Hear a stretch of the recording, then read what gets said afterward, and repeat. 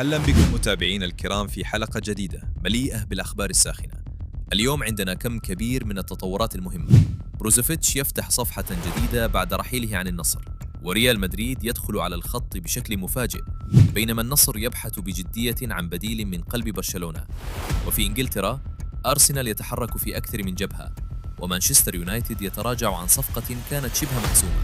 وفي الختام لامين يامال يوجه رسالة نارية قبل نصف نهائي كأس العالم أمام فرنسا. كل هذا وأكثر، فتابعوا معنا. نبدأ حلقتنا مع واحدة من أكثر القصص إثارة هذا الأسبوع. بعد 3 أيام فقط من الإعلان الرسمي عن رحيله عن نادي النصر السعودي، بدأت العروض تنهال على لاعب الوسط الكرواتي المخضرم مارسيلو بروزوفيتش. النصر كان قد أعلن يوم الاثنين الماضي رحيل اللاعب بعد انتهاء عقده مع النادي بنهاية يونيو الماضي، بعدما فشلت الإدارة في التوصل لاتفاق على تجديد العقد لموسم إضافي. لكن المفاجأة الحقيقية جاءت من مدريد، فبحسب تقارير صحفية بدأ ريال مدريد نفسه في دراسة إمكانية التعاقد مع بروزوفيتش لتدعيم خط الوسط بلاعب يمتلك خبرة كبيرة. الصحفي المتخصص ساشا تافولييري كشف أن أحد ممثلي ريال مدريد تواصل بالفعل مع معسكر اللاعب لاستطلاع موقفه ومدى رغبته في خوض تجربة جديدة بالدوري الإسباني. والأهم من ذلك أن بروزوفيتش لا يحظى فقط باهتمام الريال، بل إن المدرب البرتغالي جوزيه مورينيو يتابع الموقف أيضاً عن كثب.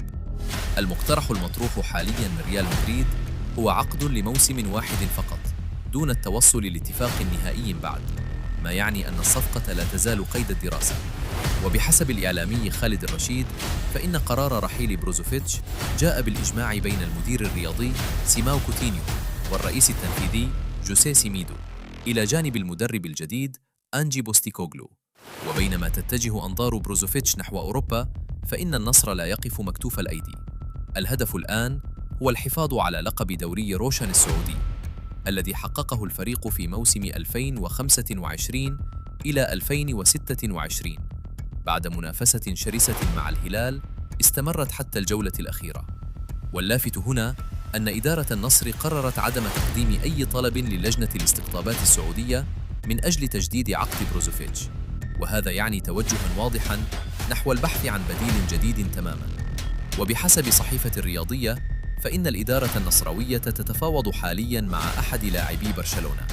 وبحسب صحيفة سبورت الكتالونية، فإن الاسم المطروح هو مارك كاسادو، متوسط ميدان برشلونة الشاب الذي يراه النصر الحل الأمثل لتعويض رحيل بروزوفيتش وضخ دماء جديدة في خط الوسط. ما رأيكم؟ هل كاسادو بديل مناسب لخبرة بروزوفيتش؟ اكتبوا آراءكم في التعليقات. ننتقل الآن إلى إنجلترا، حيث أرسنال يبدو الأكثر نشاطاً في سوق الانتقالات هذه الأيام على أكثر من جبهة. أولاً، صفقة تسوليس مرتبطة برحيل تروسارد.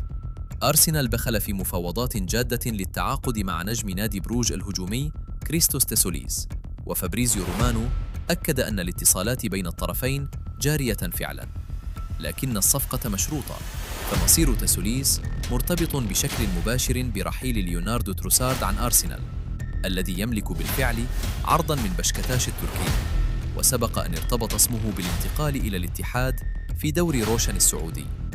ثانياً، المنافسة على لاعب هولندي شاب.